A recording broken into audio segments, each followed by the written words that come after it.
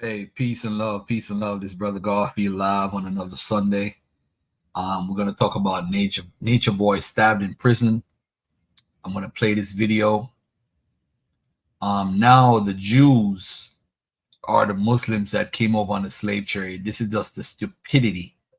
Then I gotta respond to Orthodox Moor, which was more nonsense. And just to let him know publicly, I do accept the debate. What I want it to be a more organized. I mean, it won't be a debate. This is just too easy. A discussion on different. We're gonna have like 5 different debates in short form. I don't want to do a bunch of debate with like a million topics, 30 million topics. Let's just marginalize them. Umar Ibn Said, Billy Simons. If you want to throw the pews in there, because those are your 3 main arguments about people coming over and knowing Hebrew. So let's just marginalize them, and then we do something else. All right. Hold on there 1 second. Let me see what's going on here with this text message. But FBI fair use warning. I'm going to play this video. I'm not trying to. If you have children in the room, let's deal with it. All right, let's deal with it properly, and we're gonna do what we're gonna do. All right. All right. Cool. All right.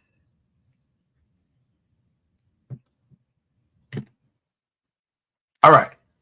So this video right here, fair use warning, and this is just horrible. Horrible. All right, check it out. Peace to the gods. Peace to the gods. We got a few things on our heart right now that we about to speak about. Yeah. Yeah. So shed a light. Shed a lie. Shed a lie. There's a lot going on right now. It's a lot going on. A lot of stuff. A lot of things. And we here to speak up for our own selves. We're gonna keep for our husband. We're gonna keep exposing this shit. It ain't over. It ain't over. Yesterday, let me tell you. Yeah.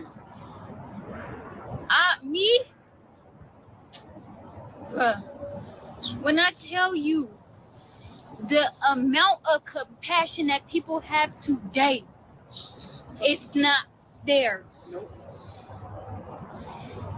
We get information that we can't keep silent. Right. Our husband has been through everything. Yeah. Costa Rica, Yeah. Mexico, Panama, everywhere, Georgia. And he turned that camera on and he tell you, he let you know exactly what's going on. Thanks. Yesterday we got information that Eligio was stabbed. Jumped. He was and jumped. stabbed, nigga. 4 Fuck niggas wrong with y'all. jumped on him and stabbed him out of nowhere. And we couldn't go. What? Nigga, stab my nigga. Stab him? Are you kidding me? Hey, Eligio. y'all. I'm gonna just let you talk. Sorry. Because it's a lot. It's a lot. Damn, yo. It It's touched a our lot. heart, bro. It touched He our got heart. stabbed, yo. That shit touched Feel our that heart, shit, yo. though. Feel Feel that that shit, though, y'all. Sit like that. What he going through? Yeah. He innocent. Our husband is innocent, and he up in there like he really locked down, incarcerated, like a person that actually committed a crime. He ain't commit no crime. He ain't do nothing to nobody. He ain't got to rape a girl. He got girls. First of all, go right here. Come on. He ain't got to rape no damn body. The fuck? Come on now. Come on now. I'm just let you talk, cause what we did was when we heard the news, we called everybody. We like trying to find out as much information as possible. Nobody's telling us nothing. The Georgia Department of Corrections is messing with people's paperwork. He put in paperwork that puts his family to be notified and be able to check on him to see how he's doing. They saying to us that he didn't put no paperwork in when I know he did. He put paperwork in. So now nobody can call and check on him to see how he's doing. This is a life-threatening situation, and I don't care how you view somebody. Right. Where your heart at. Right. Exactly.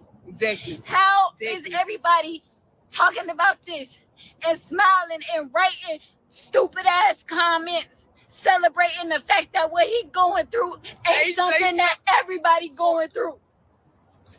Everybody going through this shit.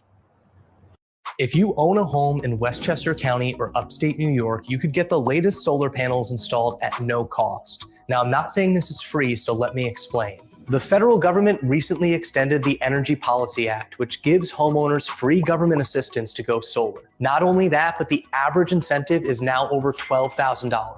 Plus, the state of New York is giving $5,000. And homeowners in select zip codes have access to upfront rebates as high as $10,000.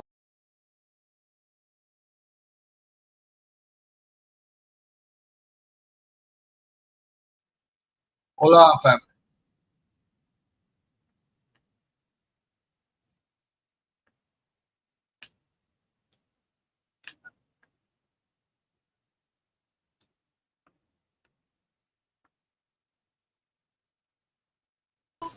It's our own people, yo. It's our own people. When we went up to that jail, it was black people. All of them. This is modern day lynching, literally. It was all black people standing up like some white crackers. They was proud. And His so own people lied on him. you know what we did? We drove up there. Yeah. Making state prison. Yeah. We drove up there. Facts. Yes, Yeah, we facts. did. Still, they wouldn't tell us no information. But we did make a scene up there. Yep. So Got to. when we made the scene up there and we drove off, we pulled over at a gas station. It's country out there. It's a country. Mm-hmm. It's nothing out there but barbed wire. You could tell it's plantations everywhere. You could see it everywhere. Miles and miles. It was a whole You could plantation. see it in the spirit Jim Crow. of the people Spirit. there. Yeah. And Yep. so we at the gas station, we sitting there because we like, yo, what do we do? What are we gonna do? What are we gonna Who do? we gonna talk to? Right. Who we gonna, who So we like gonna talk to and figure then- out how we can see our husband? They ain't put our paperwork in. They saying our paperwork is not in, knowing we sent the paperwork to see our husband, but nah, y'all withholding that. They withholding his paperwork. They withholding his information. They withholding his contact to his family on the outside. How the hell? His own very people that we here to reach out to. Y'all ain't helping us. Y'all ain't there for us. And so, look, did what we did. But now we at the gas station talking to somebody that could give us information now, because now y'all not giving us They nothing. called the cops on us. They called the told police. us y'all need to leave the premises. If y'all don't leave the premises, y'all gonna be going to jail today. Tell them what Come you on, tell come them, on, tell them come what on. you did at the prison. So since they want to act like they want big and bad and bring everybody outside and line up and try to bully us into leaving and to not getting no type of information, okay, I'm gonna tell y'all who y'all are. Y'all Negro peeing, white people in black bodies. This lady came up, pulling up with a shotgun in her passenger side. I said, "You gonna shoot me? You gonna shoot me? Where the gun line, boss? Because it's now slavery. Everything is slavery. Everything in the prison system is revealing what is really going on with the black man and the black woman in the system. And we so comfortable in this shit. It's so freaking symbolic that the crisis came back to free us from these mental enslavements from our mind, and we still trying to persecute him, and still trying to take, and still trying to kill and stab him. Who are you to stab your own brother? Right. Who are you to try to persecute and get him Come on testify now. and Come lie? on. You know his heart. Come You on. know Elysium. Like real life, you know on. Elysium. You know who he is. Facts. You know how he get on camera every day and tell you some real shit about yourself. He Facts. gonna be honest about yourself, Yep. but he always He gonna ain't show never love. harmed, he ain't never hurt nobody. He ain't never do nothing to nobody. It's always gonna be love. It's always gonna be honesty. So when they came up and pulled up like that, we gonna proclaim. I don't give a fuck who you are. We came up nice at first. We did like very we kind. very humbly. Oh, we was yeah. like, you know, I'm standing there in the front, like, please, like, can you please give us information? Like the list, I'm sitting here telling them everything, like the list, we put in the list. I'm talking to them very calmly, very nicely. We didn't go up there like on 1,500 because I wanted answers. So I'm professional. I say, okay, your name, okay, what's your name? Okay, hi, okay. I'm here checking on Eligio because I heard that he got stabbed. This is this is an emergency. I said, please, ma'am, please, like, we put the paperwork in. I'm on his emergency contact list. Only God can forgive you now.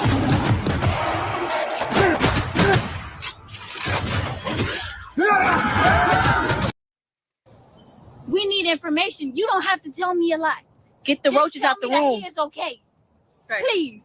Yeah. Standard answer. We can't tell you nothing.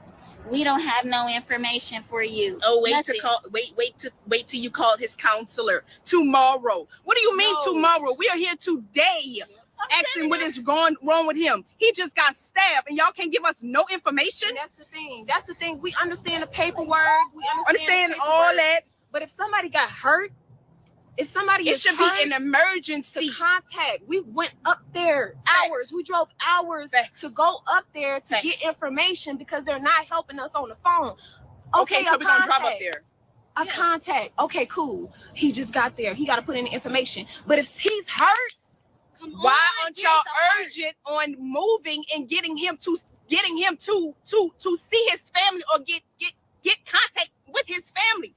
That's how you know this shit is slavery. That's how you know this shit is built and it's about to fall. This shit is about to fall because the fact that all melanated people got access to power and control in this white man's domain, and they the black face of it, and they sitting up there with the energy of the white man, supporting the white man against his black people. How dare you? That's how you know it's gonna fall. It's time to fall because y'all being too disrespectful to God. To God. God has come back and risen amongst us. He said his people will come amongst him and they know him not. The Messiah has returned. It is time for the black Messiah to rise again, and Eligio is gonna rise again. I don't give a damn how y'all think I talk and how I speak and what I say. Y'all gonna feel my heart. Y'all gonna feel these words, and y'all gonna feel Eligio come through me. Facts. Y'all gonna feel my energy because I'm tired of y'all. I'm tired of y'all black people sitting around looking at us and not supporting us and not helping your black community and helping what is y'all. This is the truth. This is absolute truth. And all minds, all knees shall bow and all tongues shall confess. So all y'all that's sitting back laughing, all y'all that's sitting back doing commentary, y'all online doing videos and laughing behind the scenes, you're gonna have to pay for what you did. You're gonna have to pay for the words you said. You're gonna have to pay for the energy you gave out. This is all a test. This is all life. It's a simulation. You are in your mind. You are dreaming. This is a holographic universe. Nothing is outside of you. Everything is a figment of your imagination. So Christ has come back, not as no white man, not as no European. Christ has come back as a nigga, a black nigga, like you, a black, just like you. He came amongst you. But when he comes around you, it comes amongst you. You don't even know your own kind. You don't even know your own Messiah. The fact that he come back and he comes amongst you, you don't know him, but the words he speak is absolute truth. And you haven't heard nobody speak these words before. You haven't heard nobody speak these teachings before. You never seen nobody break it down like Eligio break it down every single day, 24/7 for years on years on years. Y'all seeing him work. His work ethic is.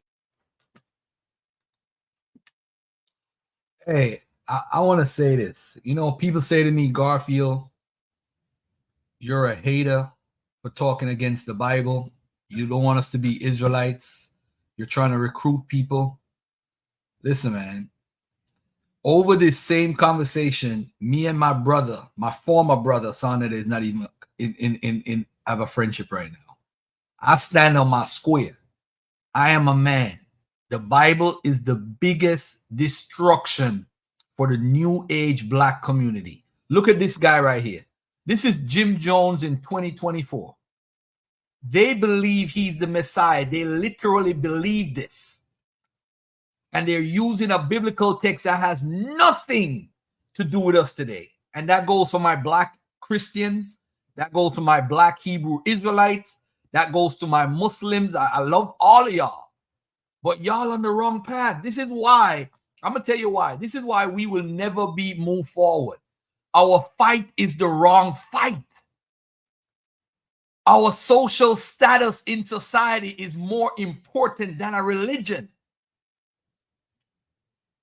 Let me say that again. Your social status in your lifetime is more important than your belief. Me walking down the street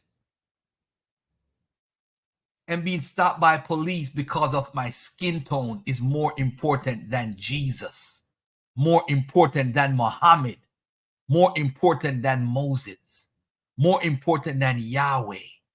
It's more important. Look at us fighting over if Kamala is black or whatever. If Kamala walked down the block, she wasn't Kamala Harris, she gonna get the same treatment like any other Negro in this country. We are sick. We are a sick people. And as long as we keep chasing these ghosts, this wait and see program, this is what you're going to produce. He's not the last one. And ladies and gentlemen, I'm going live today again at 3 p.m. I got to bring Chuck Morgan back on. We're going to deal with this Dr. York stuff. So all of you guys saying, hey, we cleaning people up. Listen, Dagger Squad used to hire people when the COVID was going on. Monica was hiring or training welfare mothers in South Carolina. Yeah, everybody does work. It's not an issue of work. The issue is your religion is telling you that something's going to happen in the future. They've been saying that for 4,000 years. The Assyrians said it. The Babylonians said it. The Persians said it. The Israelites said it. The Muslims say it. And now you want us to stand today and wait for this stuff and produce more weirdos. This is all this is doing. Producing weirdos. Weirdos. Yay, resilient. Yes. That earth right there is firm and in truth. You can't stop here.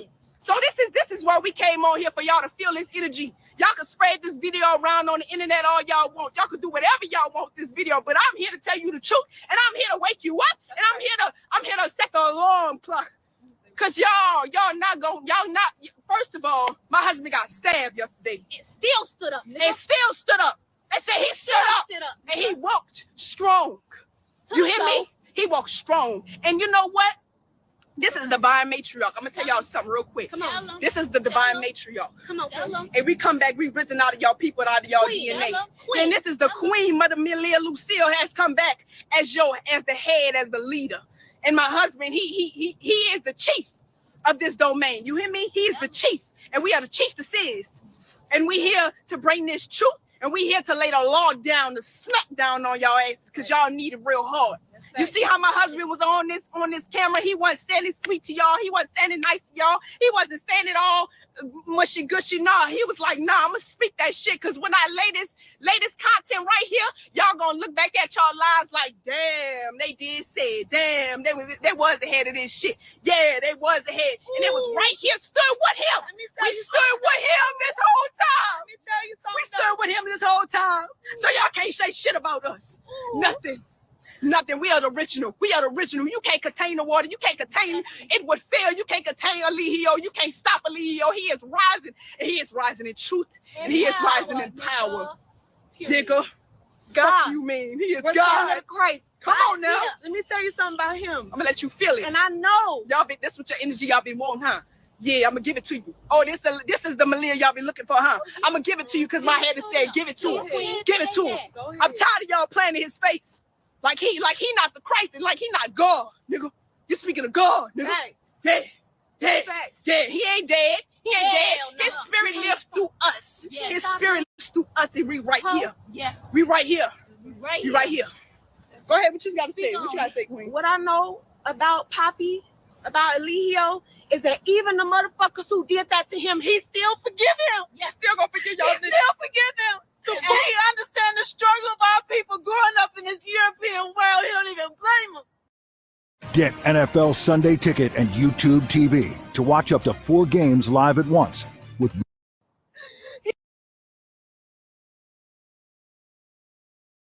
You know what's crazy?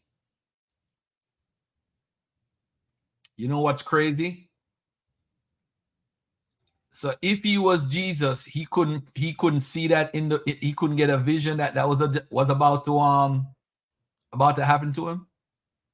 If he's Jesus. Oh man. Anyway, let me play a little bit more of this and we could get into it. If anybody wants to jump on the panel, they could jump on the panel.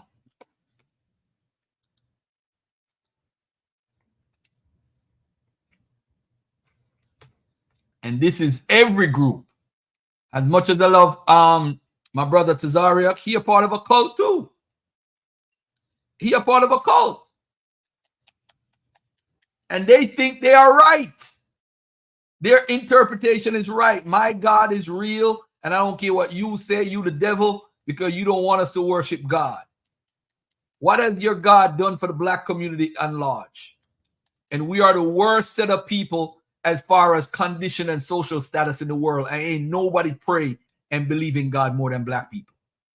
Africa, the biggest spread of Christianity is in Africa today.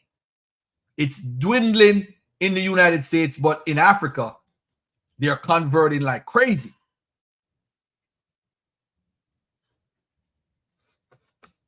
Let me play some more of this crazy video. He don't even blame them people for what they did to him, bro. Y'all fucked up. Y'all know he don't deserve that, but let me tell you something. This is the return of the Christ, nigga. Y'all worship that white Jesus, my nigga. A white Jesus. Everybody loved this Jesus, but back in that time, he was hated. Niggas hated. He was hated. He was stoned. Yeah. He was stoned because of the message that he taught. Come on now. He was stoned by his own people. Modern day. 12 disciples. 12. He was hated. He was persecuted. Yeah. And they turned on Jesus. They turned on Eligio. The disciples turned on Eligio. When he was faced with persecution, he was persecuted. He was faced with that's what this is the persecution. Yeah. But we still rising in truth and power. It's not over. All y'all motherfuckers doing blogs and commenting shit about what the fuck we got going on in our life. That's our real motherfucking life, nigga. We love him, nigga. This shit hurt, nigga. This shit hurt, nigga. This is our king.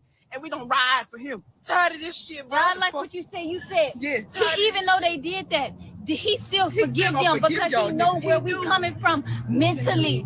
You take a people and you put them in a cage for years and years and centuries. What do you think the people is gonna do? You put them in there. You take away their food. You take away their human rights and their ability to be human touch. My nigga, human touch. Niggas start to lose their minds. He understands that. So he still forgive. And look, so then after that, right? So where we go now? We go, okay. So I'm gonna tell you. Nobody wanna tell us where he at. We figure out where he at. Oh yeah, we don't locate him. They told us, they said, okay, so they said they didn't know whether or not he got lifted, he got took out in a van or he got a helicopter, right? But I heard 2 times he was a helicopter. After they called the police on us, after we went to that jail, we drove off because these motherfuckers trying to lock us up. Yeah. Because we got a heart, we trying to check on who we love. So when we drove off and went to the gas station or whatever, another police officer from the counter pull up on us. But guess what? He come as a blessing because he helped us. He did come as a blessing. He helped. He said he got in a helicopter. I said confirmation. He in a helicopter. Confirmation. Nobody telling us nothing. I said I pull on my phone. This AI trade finder handpicks option trades every morning on autopilot. My students and I got access to ChatGPT. Yeah. Where would prisoners go? Figure it out. Yep. We're gonna figure it out. There we go. Right there. Boom. The hospital. We drives up there. Another 2 hours. Yes. Walk in there. We say. Yep. We looking for Eligio Bishop. I said we looking for Eligio Bishop. Yep. Thanks. Oh, he in room. This. Oh, okay. They told us. Oh, okay. He here. Oh, y'all should have told us where he here in this building. Oh, you shouldn't have told us here. where you know we about to go. You know. Yeah. Walking all through the hospital. So we left. We his mama. So we about to go find our baby. We about to go find our son. Exactly. We're not just gonna leave the hospital. Oh, you told us where he at. Oh, let's just leave. Oh no. Room number. Let me go find him. Exactly. So what we do is we go around. We took a walk, right? And we trying to find where he at. We trying to find out. But we come back. We sit down. We ain't bothering nobody. We sit in the waiting room. We in the emergency room, waiting room. What Yeah. happened? What happened? I'm sleep. When I tell you, all I hear is whoever y'all looking for, you ain't gonna see him, so y'all need to go. No. What he said? He came up and he said, I told y'all who y'all looking for. Y'all can't see him. this is just called passion. This is called passion of the Christ. You ain't So gonna if you don't like the passion, exit the room. You must not be a It's nigga. just the passion of the Christ. You must not be a nigga. You must must not not got be no tapped heart. into your root. You must not be tapped into your heart chakra. So this is the passion of the Christ. Facts. It's not gonna come to you sweet. Just like this system didn't come to you sweet. They raped and pillaged us. They took beat your our life, man your in front of name. us, split their body. This is not gonna come to you sweet. No. This is gonna have to come with a phenomenon. This have to come with a switch, a Came real to break switch. walls, yes. Quick. With It's the gonna sword. be. It's gonna come with a sword. It's Come gonna on. come real. It's breaking your reality down. Because what you all what your you belief living in is a systems, lie. all what you believe is gonna be broken. They will lock you up the same way and do you the same way as thing. they doing to us. They gonna smash your face Facts. in the fucking ground. pavement. They don't care about and, you. and tackle your ass to the The ground. same motherfuckers who They just testified using you. against him. Yes. They'll do the same They thing just to you. using y'all. They just using Who you y'all running to get him locked up and then torture you at the same time. Yeah. Come on. So you're not going away free, Scotty. You're not going away with just, I'm going to live my life. I'm going to enjoy my life. I'm going to enjoy this Hell no. lip up under lap and luxury of the white supremacy system. And It's taking everything from Nah, nature, it's taking taking- everything that's godly and tarnishing it into a lie. Let me into a tell you devilish- something. Let me tell you something. These two right here, Bruh. nah, nigga. I ain't having it. gangsters. I ain't having it. They was outside, right there with the police. What, my nigga? All up in their Who y'all face, talking with to? it backing down from nothing and nobody. 12 police officers is in front of us I talking don't about you fear gotta no man. Come on now. And my chief taught me that.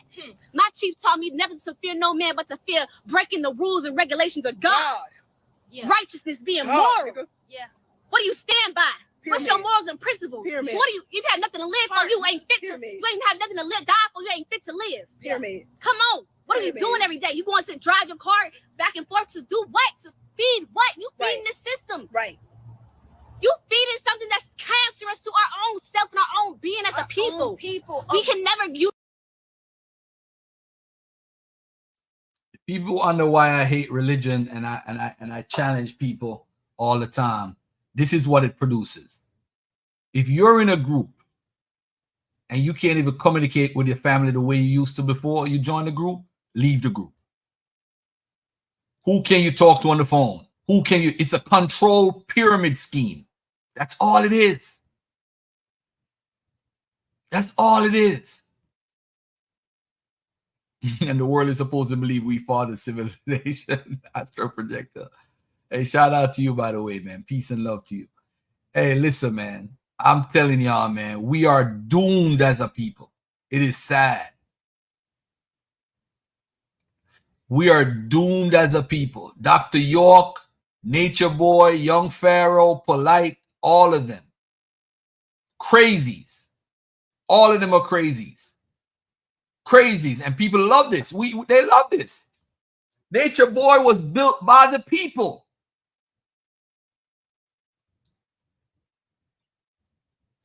But hey,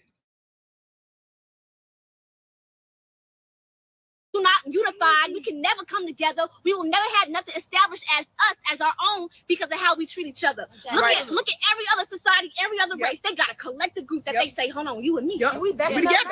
We together. Hold on, we gonna protect ours. Yeah. Nah, but niggas be like, him, Right nigga. behind Master. Him, nigga. I didn't do shit. I ain't seen shit. I'm good. Yeah, I'm gonna do whatever you tell me to do. How much you need me? Some money? Oh yeah, I do anything for that. Just give me something. Oh, just give me something. I don't need nothing from you, Master, but you thinking that's God.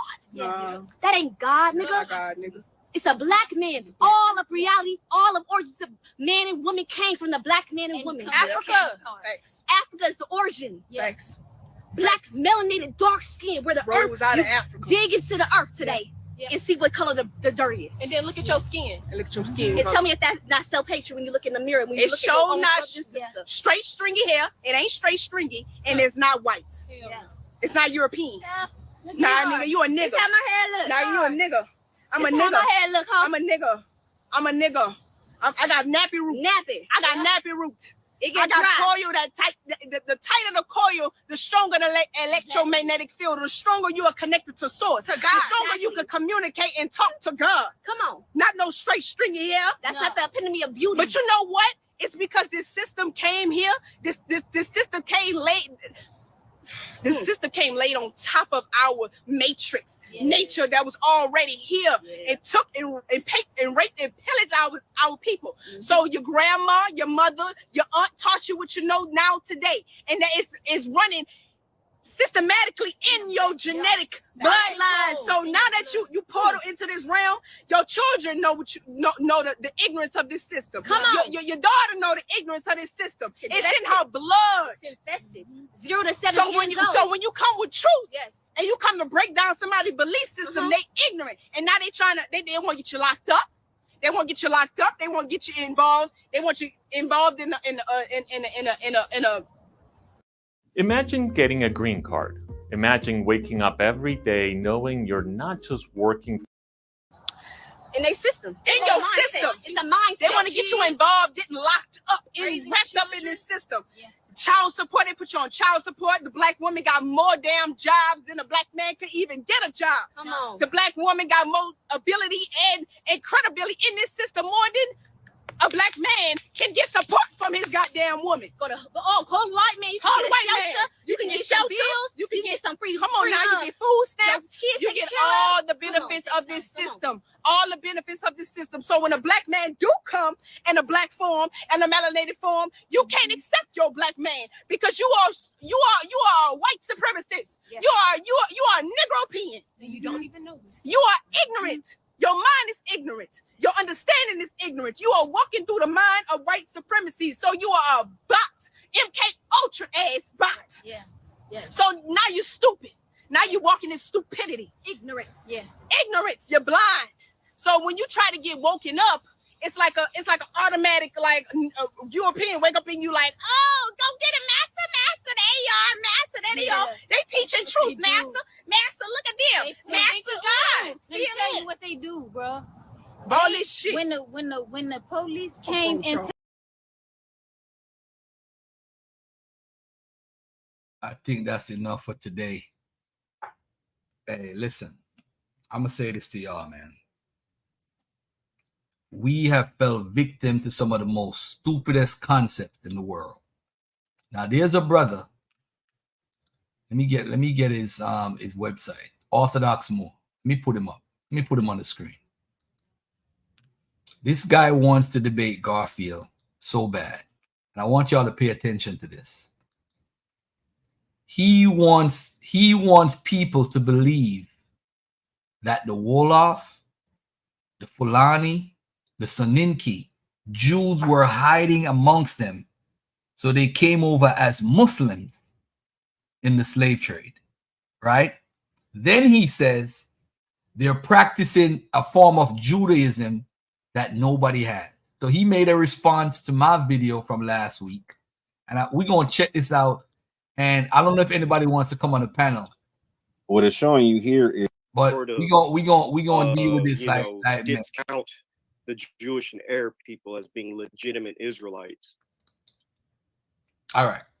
So the argument is that Jews were hiding as Muslims. We know that Jews in Timbuktu did convert to Islam. We know they may have converted other places. But if I'm a accountant and I convert, do I stop being an accountant? No. If I'm a merchant, do I stop being a merchant? I'm going to hide amongst the people, but I'm going to do what? Practice their religion? What am I going to do? Some of these arguments are just so silly. So this is what I suggest Orthodox Moor. Let's do a 5-part series debate because there's a lot of topics we got to touch on, and some of these topics could take 2-3 hours.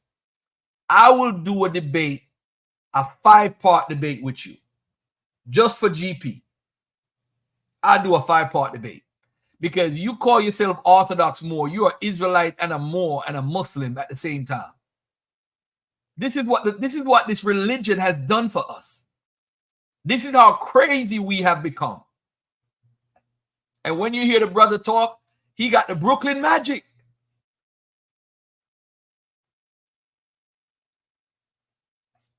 Marshawn, if you want to come on the panel, you're allowed to come on the panel, my brother. And I could talk about whatever I want to talk about. Yeah, he in a cult too. The Yappity Yap gang.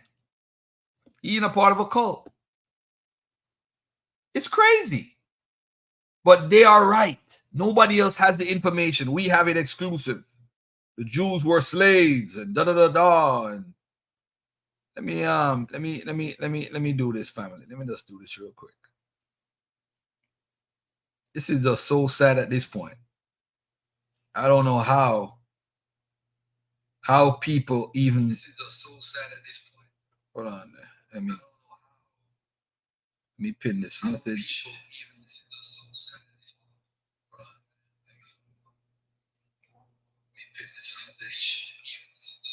Hold on, the family. Let me do subscribers only. Hold on, the family. All right.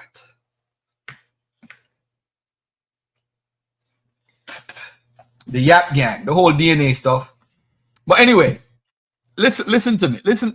I want y'all to listen to this conversation he's making with himself, based off of what him and me talked about on the I'm not gonna play that part over. I'm gonna this is the dialogue we had, which turned into a debate. Garfield tries to take Orthodox more into deep water and drown. Now, this is the questions he asked me. Where are you on the Catalan Atlas map? You have the Golofa, the Mandinga, the Futa, the Walata, the Zafun, the Kamnuri, the Lamlam, the Kukia, the Tenderma, Bundu, etc. Can you show me the Old and New Testament in West Africa? Can you show me one slave claiming to be a Jew that came off the slave ship? Can you show me one Jewish practice coming off the slave ships? Can you trace yourself back to a Jew? I can trace myself to people with Jews among them and convert. All right, now watch this.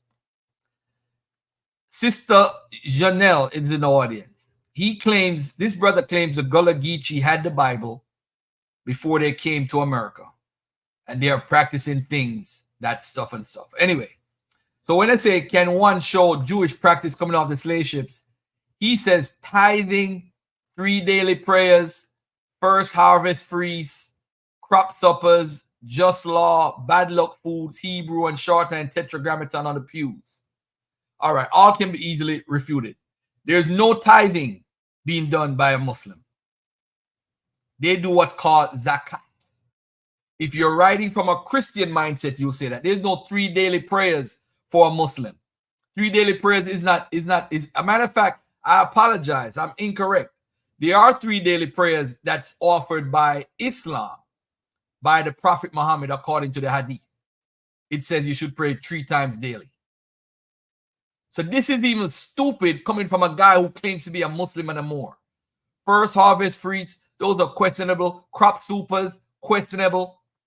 You got to do all this ring-a-ring and rosy to try to show a Jewish practice of a slave ship. Imagine this, family. Over 12 million people, 10.5 million survived, and Garfield been asking for 10 years to show a Jewish practice, and this is the best you could do. You could show something that's not even true. Muslims don't tithe per se. They do what's called zakat. So don't lie on the Islamic folks or the Muslim folks. 3 daily prayers is required or asked of by the Prophet Muhammad. So that's in the Quran. What type of Islam are they practicing in West Africa? You have the Sufi, the supernatural, crazy-ass Islam, and you have the Sunni Muslims. Now show us the Sunni and the Sufi Muslim coming off the slave ship practicing these acts. And listen to what he says after this. Now, let's get into this.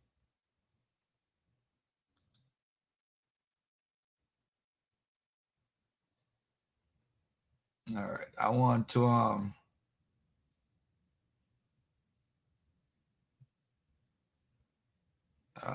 to get to these points. All right, so this is during the conversation.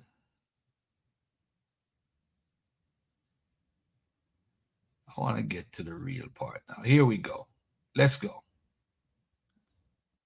All right, here we go. Called the Asheville Citizen. That source about the Asheville Citizen was taken from a set of notes in this book here, camera, and it will be shown what your answer is.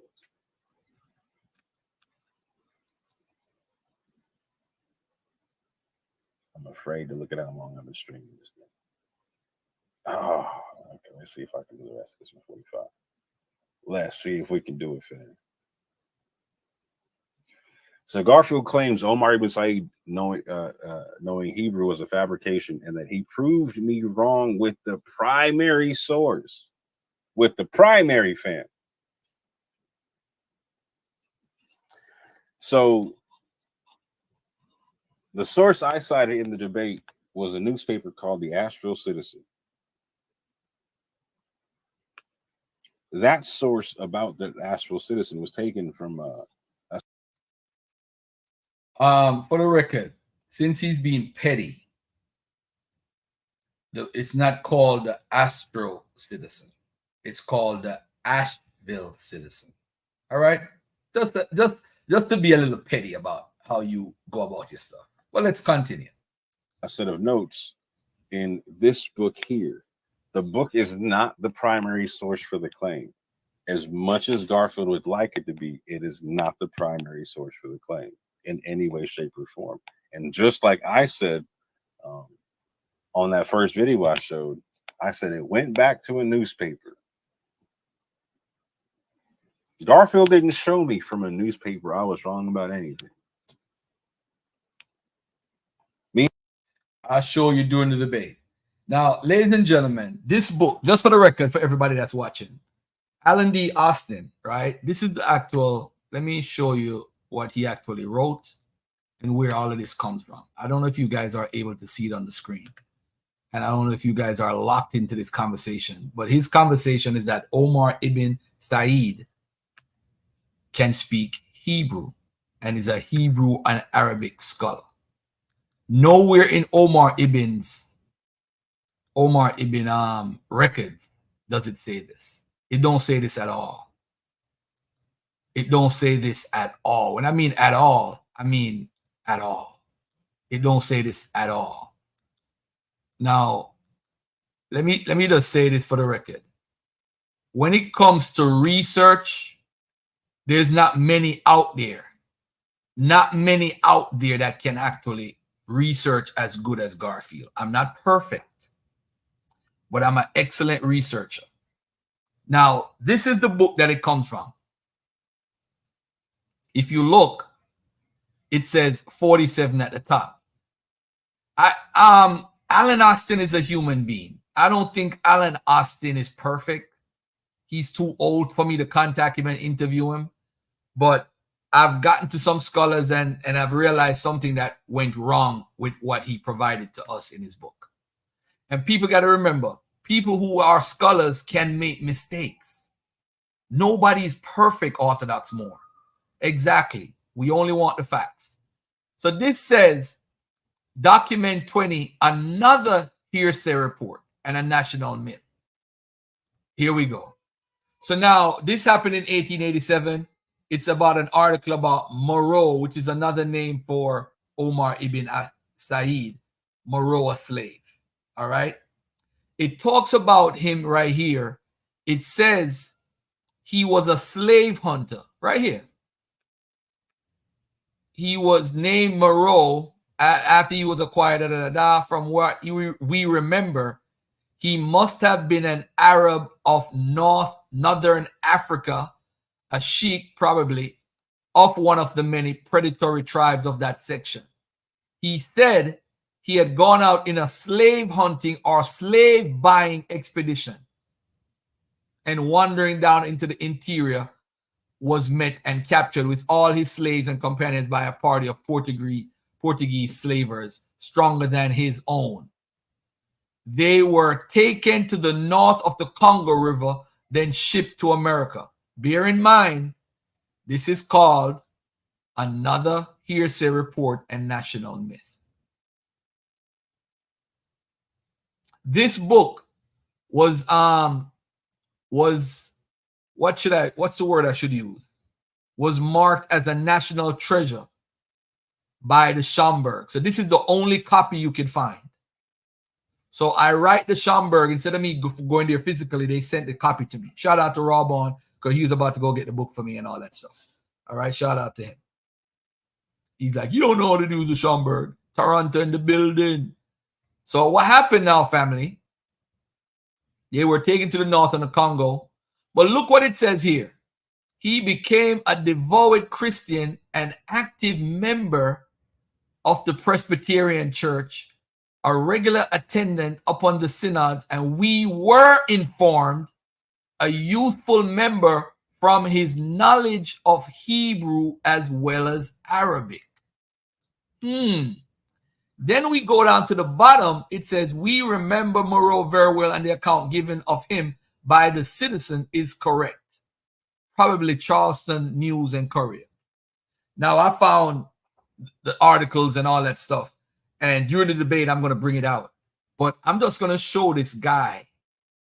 If you read something, how do you automatically believe it's true? You know why?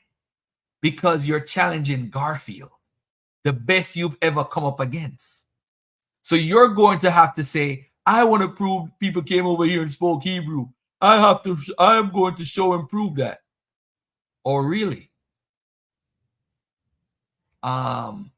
Let's take a look at Orthodox Moor's comment about this, the original comment. Let's take a look at this right here. Garfield learns that Omar ibn Said knew Arabic and Hebrew and also gave the tithe in Africa. I want y'all to watch this. All right. Watch this. His argument, for those who don't know, his argument, and I want y'all to listen carefully,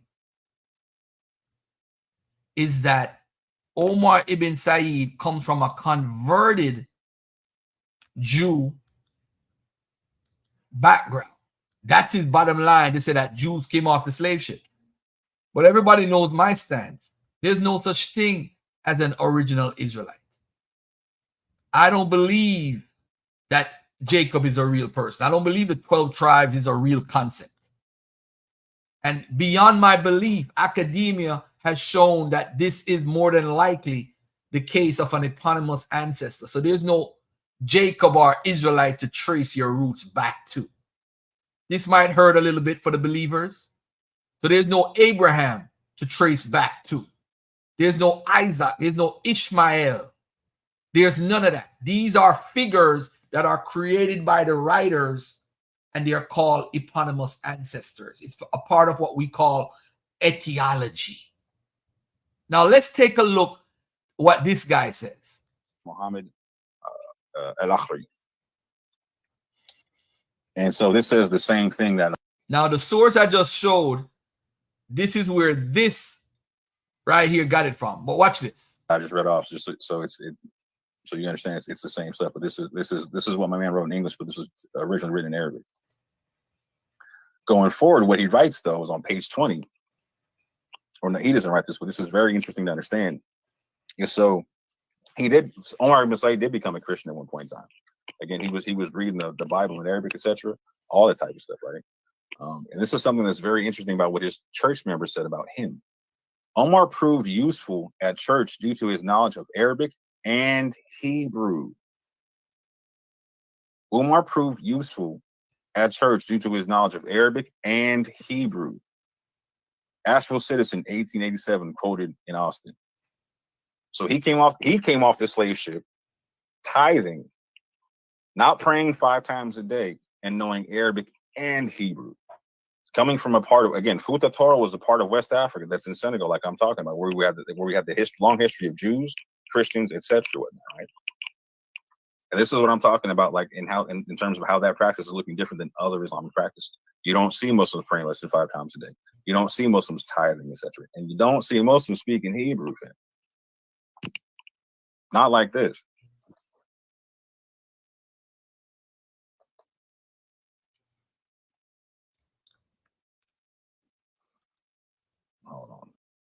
Hold on a second, family. Let me get something straight here. Hold on. Or no, he doesn't write this, but this is very interesting to understand. Yeah, so Omar ibn Said did become a Christian at one point in time. Again, he was reading the Bible in Arabic, etc., all that type of stuff, right? And this is something that's very interesting about what his church members said about him. Omar proved useful at church due to his knowledge of Arabic and Hebrew. Omar proved useful at church due to his knowledge of Arabic. All right.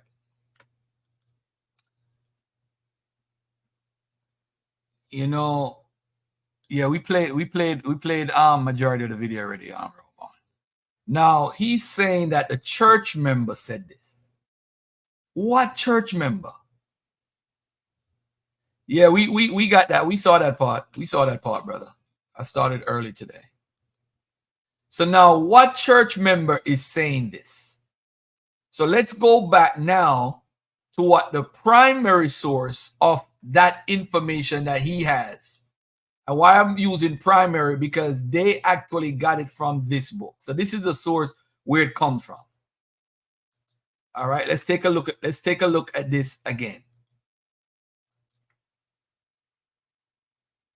So he became a devout Christian and an active member of the Presbyterian Church, a regular attendant upon the synods, and we were informed a useful member from his knowledge of Hebrew as well as Arabic.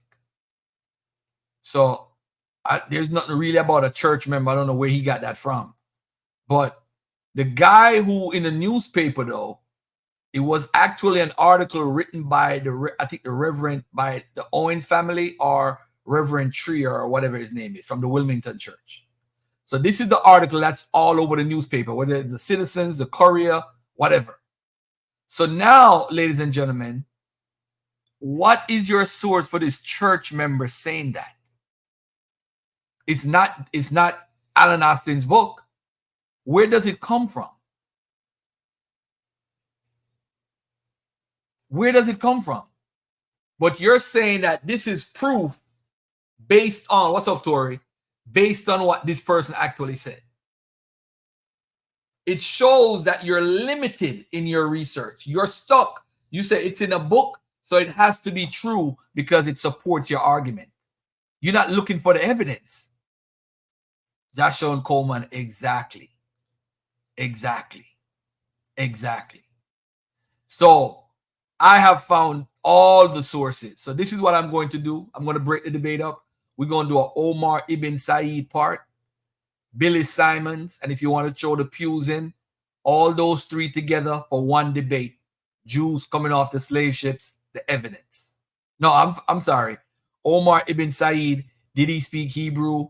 Did Billy Simon speak Hebrew? Is there Hebrew on the pews?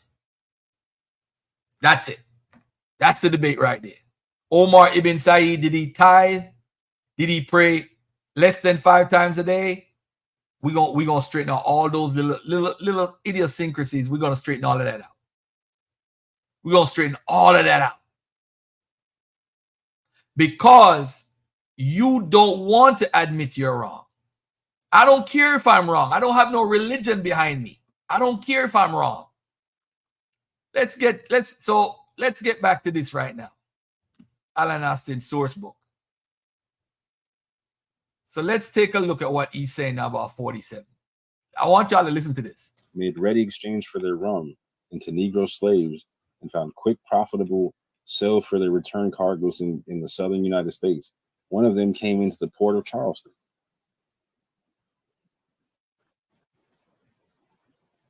Goes on to say on page 493, they were taken to the north of the Congo River and then shipped to America. Moreau is described as a tall, well-formed, dark-skinned man with regular features, and in his old age with long white beard. He had been a Mohammedan. He became a devout Christian and active member of the Presbyterian Church, a regular attendant upon the synods, and we were informed a useful member from his knowledge of Hebrew as well as Arabic. He made the impression that in his own country he had been a learned man. He was a modest and humble one. He was offered liberty and the means of returning home, which he declined. Now, again, I want you to see this, because next it goes into reference number 48 on page 493. Where it says more myth building by a man who had read Omar's autobiography in 1927. So we've gone from 47 to 48, right? And he's not giving you the full page of 493. I wish I had it. I wish I could give it to you. But you go from 492 to 493, and that's reference number 47.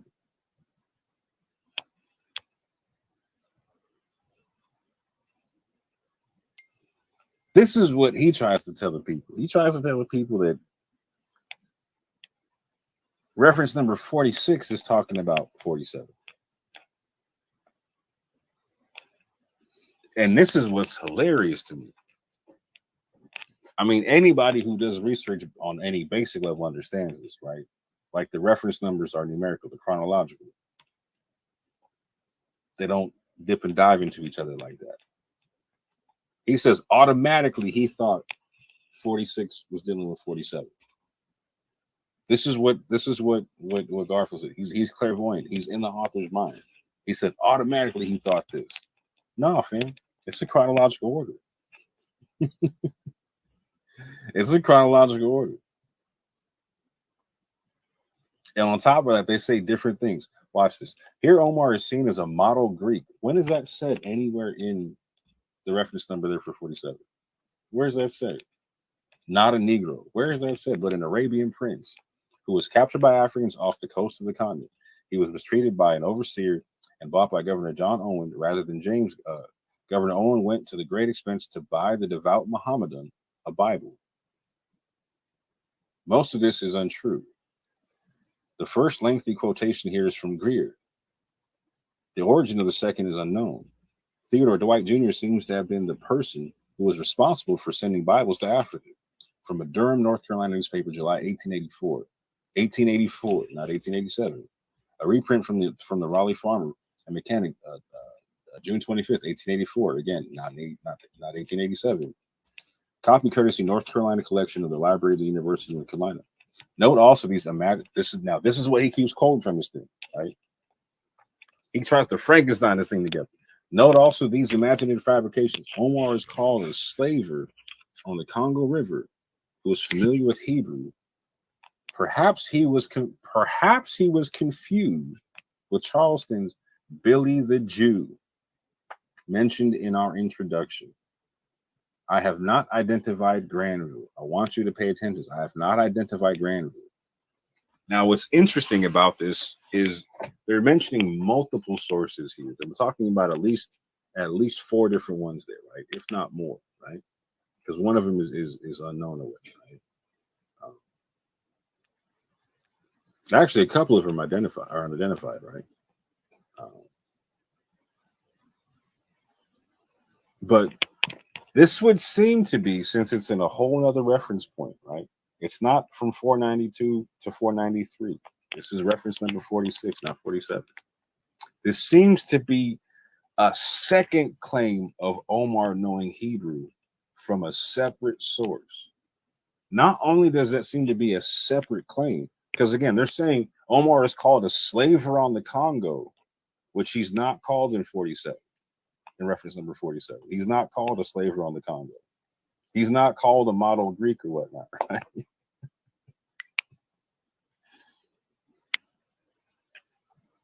Since this is a whole different reference number with different references to it, this would seem to be a secondary claim of Omar knowing Hebrew. On top of that, he's like, oh, he's being confused for Billy Simons. Okay. Why is he being confused with Billy Simons? Because the inference is here, because Billy the Jew knew Hebrew.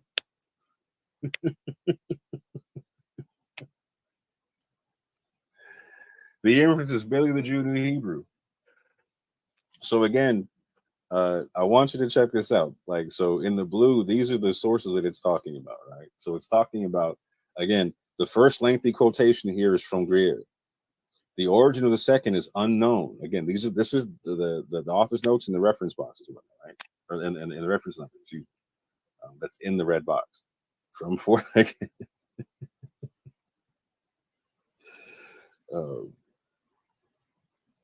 Then it goes to it cites a newspaper and then a magazine from 1884, and then it cites Granville. Granville is not identified, and neither is the second quotation, right? This is what reference number 46 is telling you with the author's notes. And again, not the primary source or even the same story about Omar, but it does seem to be a secondary claim that Omar knew Hebrew. And the whole basis for the author saying that Omar could be now I have no, again, this is the author's opinion, right? All right, let me stop for a minute. And let me show you guys something. You see what happened is, shout out to Rob on too, because of him, I actually had to force myself to get this book. All right, this is 47, right? 47, he does talk about going to the Congo River here. And he does talk about knowledge of Hebrew. That's in 47. On the source itself, let's look at what he says on the source. Hold on. Let me get back to what I just showed. I'm sorry. Let me finish this. I do have all the way up to 46. And let me tell you, my brother, right here, I do have this, the whole page, because when you're researching and you're reading something, it's always good. You do it with scriptures, you do it with anything you're reading. If somebody sends you a quote, you go 3 paragraphs up, 3 paragraphs after, so you could get an idea of what the context is. So that's what researchers do. We don't just take a source and then run with it. So when the Schomburg sent me this, they actually sent me way before this. Different pages or whatever with the term Hebrew on it, 422, whatever. And then I also had for the source for 46 because I had to read it. When you read it more, when you get a chance to read it, you'll see that it doesn't mention anything about Hebrew or Congo in it.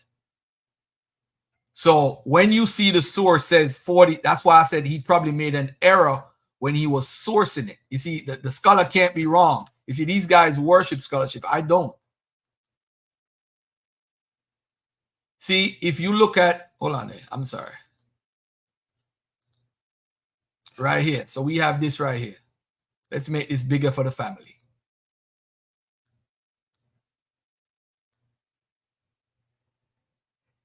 All right.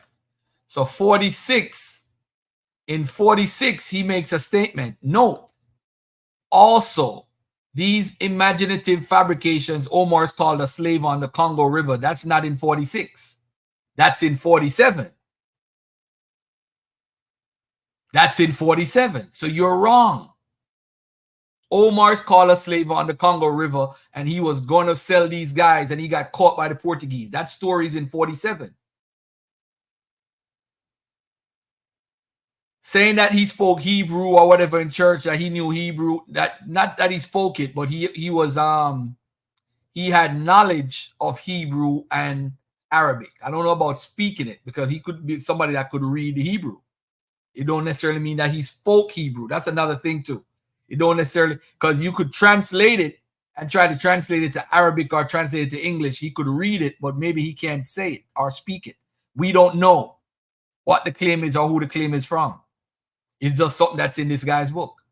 So now 47 now says go to the Asheville Citizen. Okay, yes, we did. And we found the scrapbook and we found the other stuff by T.C. Paramore. We found all of this. Again, when we debate, you're going to have to show the primary source. You're going to have to show that. Because Alan Austin points us in that direction. He points us definitely in a lot of directions. And not only is it in the Asheville Citizen, it's in over 20 different newspaper clippings. All right. So we're if you want to believe that he spoke Hebrew or he read Hebrew or whatever without checking the source, that's on you, brother. That's not on me. All right. Now let's get back to this stupid video. Oh, I need to play this right here. Garfield learns that he speaks Hebrew and Arabic. I want y'all to listen to this part. But this is where it gets interesting. The Wolof, the Fulani, and the Soninke, the Jews converted to Islam and started living amongst them and were taken on the slave trade. So that's the argument. He don't know that me and Divine Prospect already went through all of this already. But let's hear this out again. Hold on, pardon me. I skipped on some joints right quick. Times today, you don't see Muslims tithing, etc., and you don't see Muslims speaking Hebrew. Not like this. Why couldn't a Muslim speak Hebrew though? I don't get that part.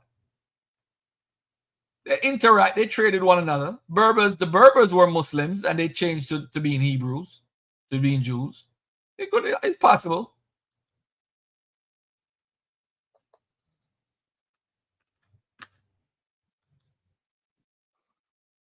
Hold on, pardon me. I skipped on some joints right quick. So yesterday you heard me talking about, or the last time I was on, there was a brother on talking with Garfield talking about from Liberia, talking about the Terod people or whatnot, right? And so you heard me talking about the Terod Clerisy, which was a mixture of 5 different the lower class people of 5 different groups: the Tuareg, the Hausa, the Fulani, the Wolof, and the Mandinka, etc. And so they came together and made their own big group, and they stationed themselves at the Futa Toro, and they took on the Fulani language together. So they were 5 groups of people, but they operated under one language, etc. So going forward,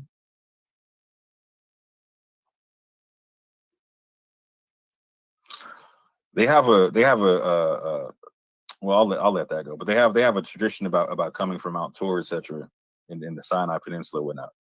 But that's not what I want to get into. I want to get into the fact that these particular Muslims, this particular group, this Torod Bay Islamic group, they also use the tithe. This isn't something that one person is just talking about off the side of the neck. This is something that they actually do as a group of people, etc. Let me get to it right quick. Here we go. Importantly, the Imam of the Muslim community was everywhere recognized as the principal political and religious figure. It was to the Imam that all believers looked for the maintenance of Islamic traditions and enforcement of the Sharia and the wisdom necessary for a sound economic and social policy. It also fell to the Imam to provide internal and external security. This he accomplished through the emirs, who were responsible for police and military affairs. In all these communities, taxation was based on the principle of the ushur, the tithe, levied on harvest and legacies. Revenues from the ushur, zakat, and jizya, as well as taxes collected on caravans, and 1/5 of the revenues, the khums, from military expeditions, etc., were distributed by the Imam and his officials in the form of public assistance. So again, they're taking an ushur, a tithe, separate from zakat and jizya. This is not a common thing for Muslims and whatnot. Again, when Garfield asked the scholar on his channel, and Garfield got the question from me. Garfield texted me and asked me, "What questions you want me to ask you?" I said, "Ask him about the tithe." The dude clearly said no. They gave 2.5%. And so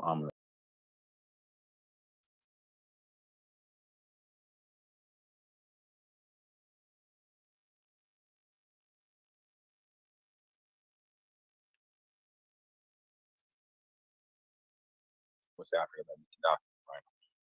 And so something that I like to talk about is the concept of the tithing system in West Africa. Because a lot of people don't know that, like in this part of West Africa, we were using the tithing system, right? And this is what I was talking about in terms of the Judaism, or the Islam being one of the most Jewish forms of Islam you're going to see. The Muslims are praying 3 times a day, not 5. Again, like the Bible, 3 times, not 5. And they use a tithing system in West Africa among Islamic Israelites and Muslims. So somebody I love to talk about quite a bit is Omar ibn Said, who was an educated Muslim. I'll read this right quick. African born around about 1770 in Fouta Toro, which is in modern day Senegal. Right? Captured at age 37. He was an he was not like a young person. Like Bilal Muhammad was, I think, 14 when he was captured. Omar ibn Said was 37 and brought to South Carolina to be sold. He remained enslaved until his death in 1864. Something he says in his own memoirs, that he writes in Arabic, is something very, very interesting here. Before I came to the Christian country, my religion was the religion of Muhammad, the apostle of God. May God have mercy upon him and give him peace. I walked to mosque before daybreak, washed my face and head, hands and feet. I prayed at noon, prayed in the afternoon, prayed at sunset, prayed in the evening. I give alms every year: gold, silver, seeds, cattle, sheep, goat, rice, wheat, and barley. I gave tithes of all the above named things. Why is that important to understand? It's important to understand because Muslims don't give 10%. Muslims give 2.5%. And this is something that I even had Garfield ask an Islamic scholar that he brought on to his channel. I asked him, did he know of any West African Muslims that were tithing on it? He said no. Now, what's important to note about that is his expertise in Islam was from a period of time after this period that I'm talking about. So going forward, a book here that's very important to what we're talking about and dovetailing into is 5 classic.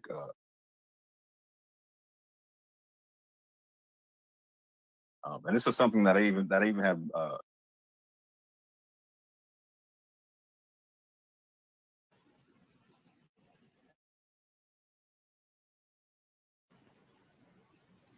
Sorry, couldn't get my mic off. So what's important to note here is, again, this section I'm talking about has to do with the tithing and whatnot, right? The tithing concept, and that's what's underlined in red. That's my emphasis and whatnot, right? I didn't bring this up to try to show emphasis on this. This wasn't my source for the 3 times of daily prayer and whatnot, right?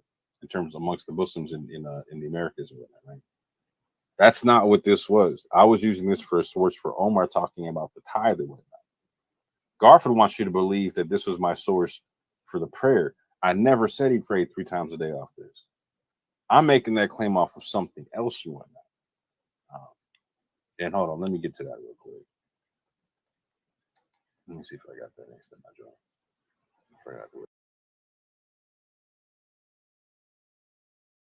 Did y'all notice? You see, when you watch stuff over, you get a real, you gotta listen to stuff 3-4 times. And I like to listen. I love to watch the same movie like 8 times. I love to watch stuff and get it right. If you notice, he's saying he's paying 10%, right? Where in this does he say he gives 10%? Where does he say that? And by the way, too, when you're giving zakat, it's 1 time a year. It's 1 time a year you're doing it. I'm saying this dude is a Muslim. He knows what zakat is. All Omar ibn Said is saying that whenever he was in Africa, he gave tithe because tithing system and the Muslim system of zakat is about charity. So when he says tithe, that's when he's a Christian now. He's talking from a Christian perspective. He knows he's supposed to say zakat. But if you look at what he's giving, though, how do you know I gave tithe of all the above named things? Okay, how is that 10%? How do we know it's 10%?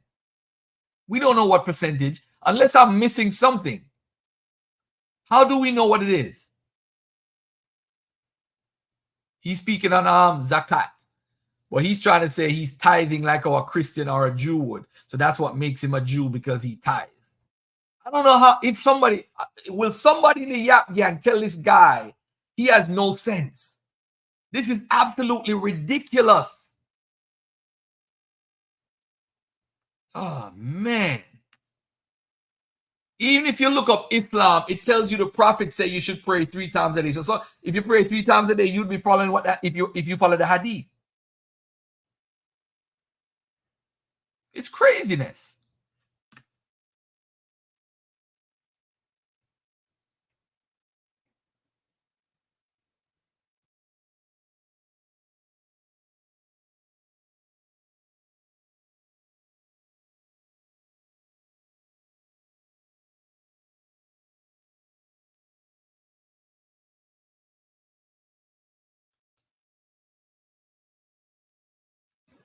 So, there we go.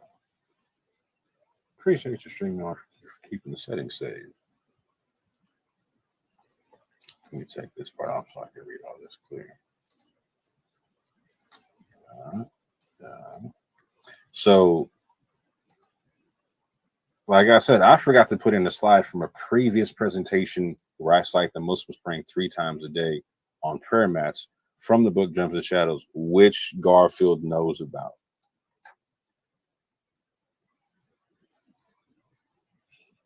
Here was the issue. And for Garfield's ignorance, I got no issue with this part, right? Because he's shown to be ignorant about a lot of stuff that we cover and whatnot. And so I see where this is my issue though, is he knows better. He's trying to cling to something to try to make something seem like it's something other than what it is. What happened was, one, I didn't put in a slide from a Drums and Shadow presentation. And then 2, I mixed up Omar ibn Said and Bilal Muhammad on prayer. So I make the claim that the Muslims and Omar ibn Said are praying 3 times a day. I mean, what I did is I wrongfully ascribed the 3 times prayer of Bilal Muhammad to Omar ibn Said. However, both points about tithing and 3 daily prayers amongst the Muslims still stand, period. A mistake isn't a lie. The worst you can say is that I made a mistake and I'm about to rectify it with the proper slides and whatnot.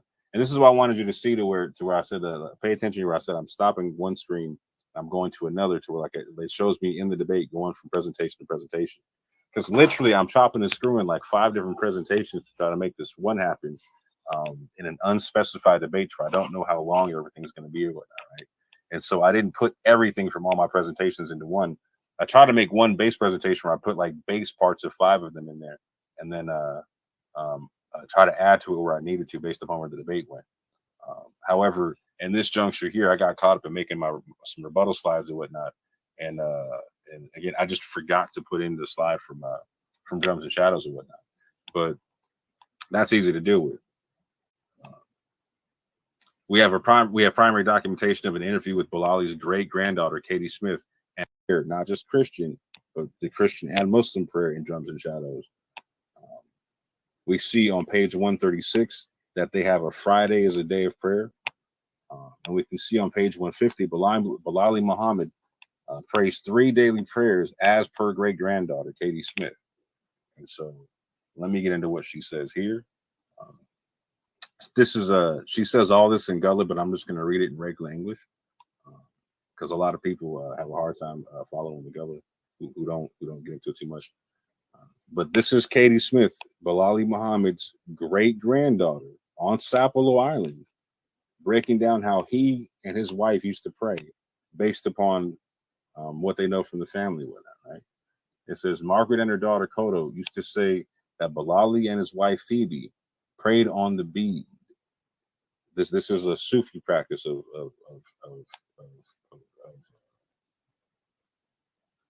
chanting certain stuff while you're doing those beads and whatnot. They call it zikr or dhikr.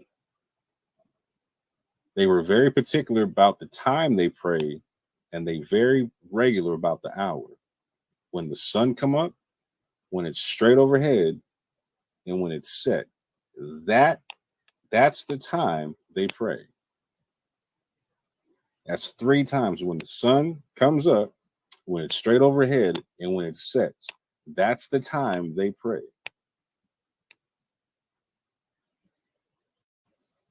They bow to the sun and have little mats to kneel on.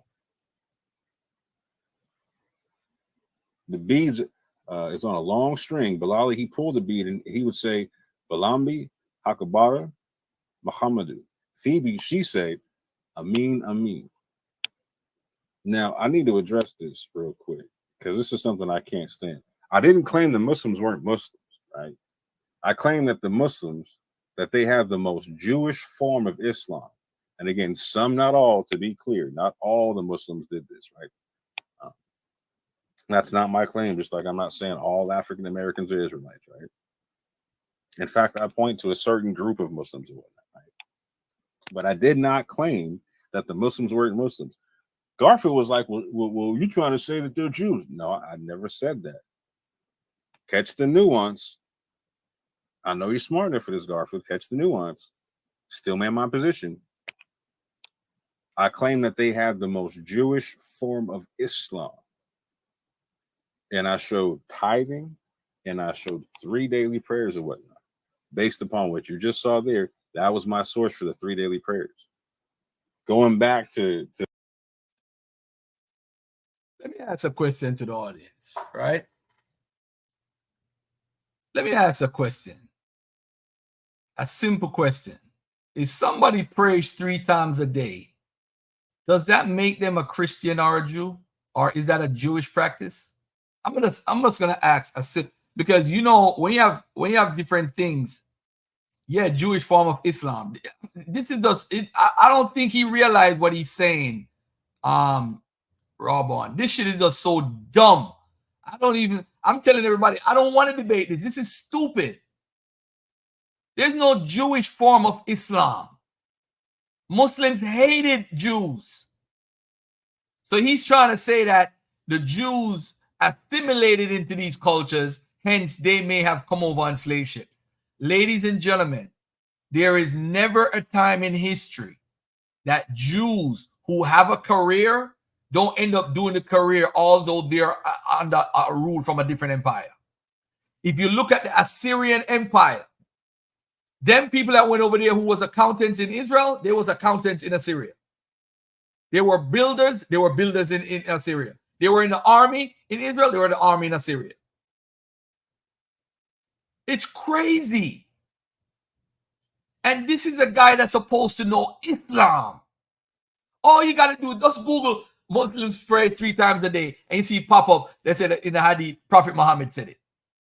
And simple Google, sir, I could use Google and destroy every point he's making. This is just so dumb at this point.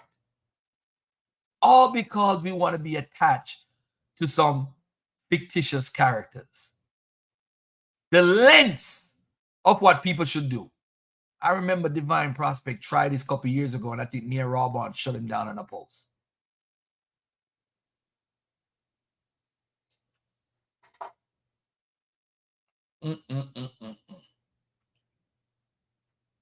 The most Jewish form of Islam. Some and not all. This is the game that they play. Some. Show me the evidence of these Jews. Just show me the evidence. Where are these Jews? So he's saying that they're practicing this in America because they are really Jews under Islam. To 2022.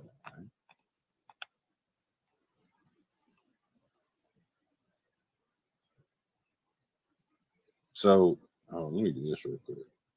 So again, I got no issue saying I was wrong about confusing Omar ibn Said for Bilal Muhammad and whatnot.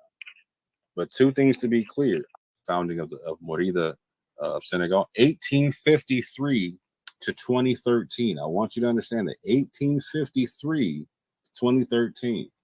When Omar ibn Said wrote what he wrote, that was in 1831. 1831 about writing about tithing in West Africa. While he was in the Americas writing about that, right? I'm going to bring this up in a second, but you need to understand there's a big thing to understand about the time period of different 55 that let me just read this whole thing. The Munda region in general was by the 18th century. Again, peep the time period. Was by the 18th century the scene. Now Bundu is in Guinea, modern day Guinea. Okay, in between with Christian influence from the Council of Tours. This is what he said on Breen's channel. From the Council of Tours in 567 AD and the Council of Macon in 585 AD. So if Muslims are using 10%, this is Nubian Christians were not following those councils that Garfield talked about, and had stopped following them in 451 AD, a century prior to. And again, these are the forms of Christianity that heavily influenced the Christianity in Western Sahel. This is the Prophet and their practice, or their practical adherence, and which now stand validated through the consensus of the Ummah, are studied as regards their basis in the Sharia, then they should be stated as. So we're again, with all of this, we're leaving aside the differences amongst the jurists on this. Oh boy, I tell you, this is just so sad at this point. He's still trying to prove tithing. This is just ridiculous at this point. This is just ridiculous. He's even using the general history of Africa. This is just special. Please know that not the merchant class of Jews and not the slave class of Jews. Let's go back. Let's hear what he got to say about me. Go ahead. I just talked about ignoring the slave caste. In our debate, I acknowledge the merchant Jews of Walata and Mali, but I also recognize the Jews that were a regular part of the slave class in the Maghreb. That, again, his own sources talked about. Meanwhile, Garfield special pleads and will only acknowledge the merchant class of Jews and not the slave class, like the Janawa, the slaves from Lam, etc., etc., etc., etc., etc. Now, again, going back to the sources he's talking about, he didn't want to. He doesn't deal with this in any way, shape, or form. I keep begging. I beg him in the debate to deal with this stuff. He doesn't do it. In the 2 hours that it took to respond to the debate, an eon later, he still doesn't respond to this, right? So again, in his source, it says this. Valentin Fernandez says that Jews known as Gaul lived in the Western Sudan, that's the Western Sahel, in the country of Jolaffa, i.e. the Wolofs, and in Mandinga or Mandingo. They were black like other natives. They knew nothing of synagogues or the customs of other Jews, but they dwelt in villages of their own, despised by the Negroes. They acted, played music, and sang for a living. Another writer at the end of the 16th century doubts that these are real Jews. They were good-looking people, especially the women, and they roamed with their womenfolk from country to country like the gypsies. They worked as weavers, shoemakers, and ironworkers. In wartime, they were trumpeters, encouraging the fighters. Their laws forbade them to enter the house and share the meal of one or who was not a member of their tribe. If one of them consorted with the woman not of their tribe, the couple were sold or killed. They did not bury their dead, but hid them in hollow tree trunks or hung them on trees. The Negroes believed that the burial of a Jew caused drought or harvest, failure since the Jews were an accused tribe. Again, that's your man's Valentin Fernandez reading about a servant class of these people, right? Fernandez reports that rich Jews, who, however, groaned under the yoke of their masters, the Muslims, lived in Walata. So again, I read this off during the debate, acknowledging both sides of it. They were itinerant traders, goldsmiths, and jewelers. Salt was exported from Walata to Timbuktu. There were Jews also at Futa. Again, so this is amongst the Fulani, who had been living there since ancient times. According to Leo Africanus, the Africans at first adhered to Judaism, then to Christianity, and finally to Islam. So there's two things he didn't deal with this, right? He didn't acknowledge the servant class amongst, again, we're talking about the Wolof, the Mandingo, the Fulani, etc. And didn't acknowledge Leo Africanus talking about them being Jews who went to Christianity and then to Islam. So when he's saying like, oh, why aren't they rabbinic Jews or whatnot? Well, why should they be rabbinic Jews if we're talking about a group of people who converted from Judaism to Christianity and then to Islam?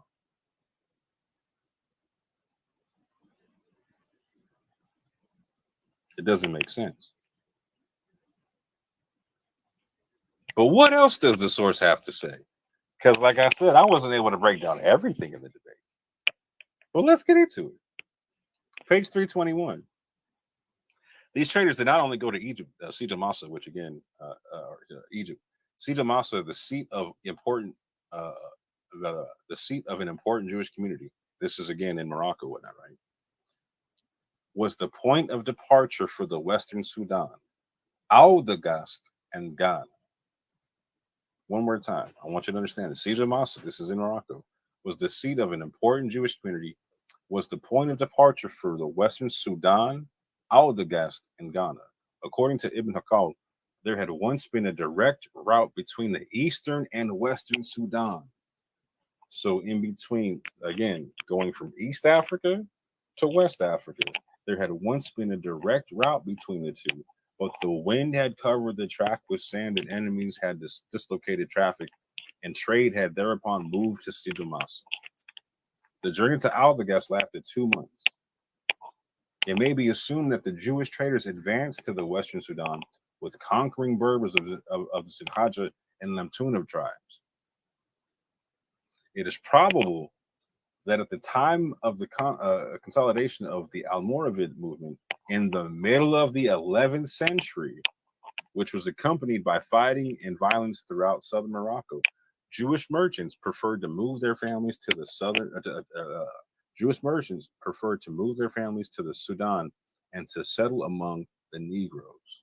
This seems a likely historical substratum for the stories of Jews in the country of Lamlam and the country of Kamnuria, which we find in Idrisi, while Al-Bakri, who lived in the 11th century, knew nothing of the matter. So a lot's in this one little page here, right? So Garfield likes to attribute the Jews in West Africa, and particularly the Western Sahel and whatnot, to a migration from Spain and Portugal in the 15th and 16th century. But the source he brought up literally talks about a migration from Morocco to the Western Sahel in the middle of the 11th century. Those cannot be the same migrations. Those cannot be the same migrations. And also coming in with the ruling tribes of the Berbers, the Sinhaja and Lamtuna. These are not the Spanish and the Portuguese. These, again, I repeat, are not the Spanish and the Portuguese. But reading on. It will be through these families who lived in different oases that certain customs may have spread to the native tribes and thereby given rise to the stories. The severance of these tribes from the centers in southern Morocco, led to ignorance and intellectual decline. It may be that Idrisi's stories, in addition to the factual situation, reflect. All right, let me do this real quick for the family. I don't want to bore everybody and have y'all falling asleep. But this is the article he's talking about. The problem of Judah at birth. I introduced this Negro to article. He gonna use the article in the debate with me. How impressive. All right. Shout out to Moore, man, because listen, bro. The sources available do not permit of the determination of whether in his stories of Jewish Negroes in the Western Sudan, Idrisi relied on traditions he had received or whether they were products of his imagination. Al-Bakr, who preceded Idrisi by 100 years, indeed mentions Malal and Da, but he knows nothing of their Jewish inhabitants. Ibn Khaldun, 250 years after Idrisi, omits the whole story of the Jews altogether.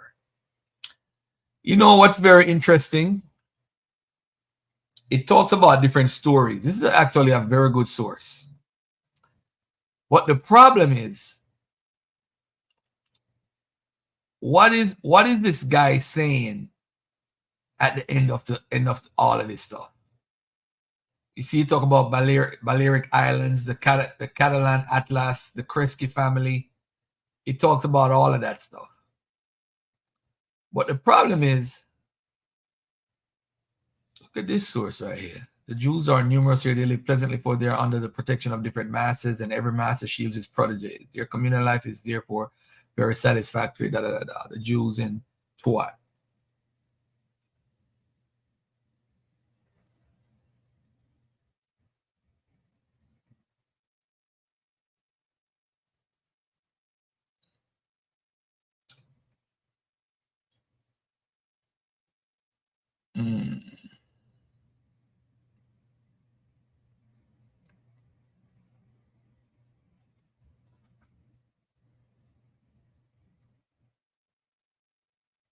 The legend concerning the fate of the Jews of Timbuktu may be based on the events in Tuat, or at least have borrowed certain particulars from them.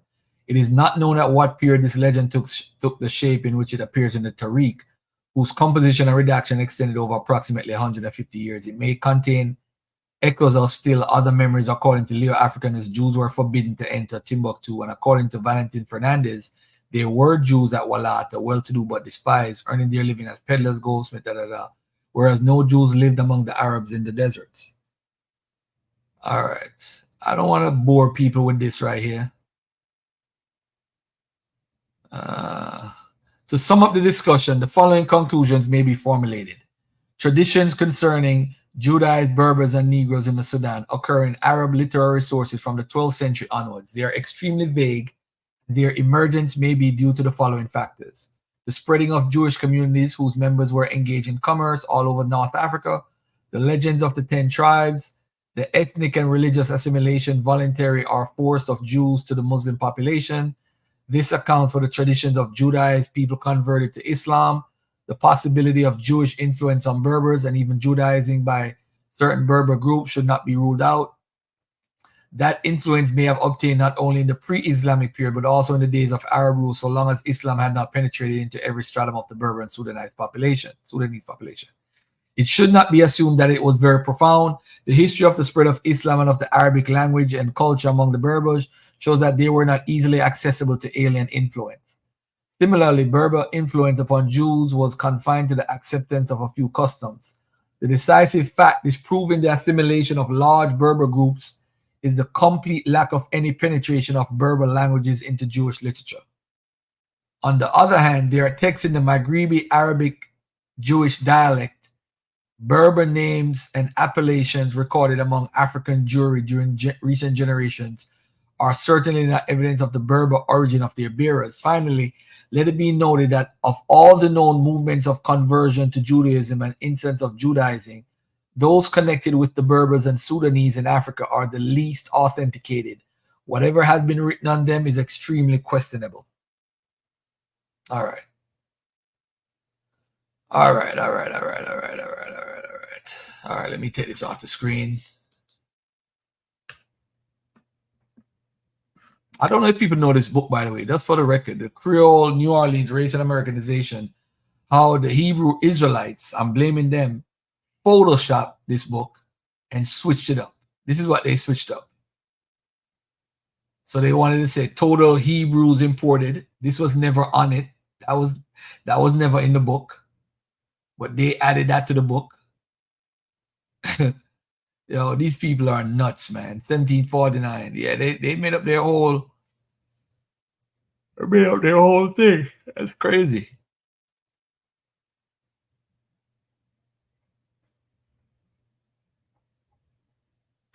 This is nuts.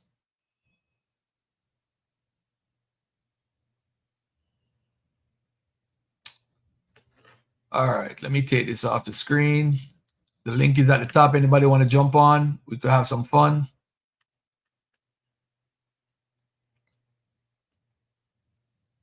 I'll be back on today like around 3 p.m. with my boy Chuck Morgan. We're going to get into it. But bro, why blame you? Why would anybody do this? It had to be a Hebrew Israelite because the Judah, they think Wida is Judah. So the guy changed it. You see, he changed the whole thing to say total Hebrews imported. That's not even on the record. It says 1749 right here, but they put total Hebrews, total 1749 black Jews transported to Louisiana. I mean, come on. Who's doing that? Who would do that? Ain't no regular person doing that, bro. Had to be a Hebrew Israelite, man.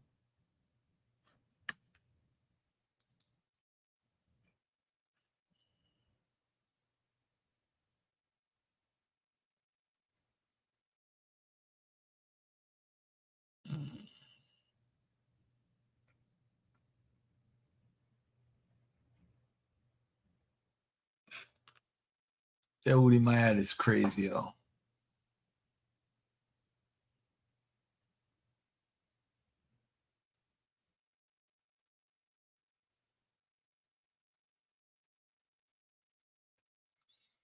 All right, man. So listen, man. Yo, I'm going to see y'all later, man. I'm out of here. Peace and love. I'll see y'all at 3 o'clock.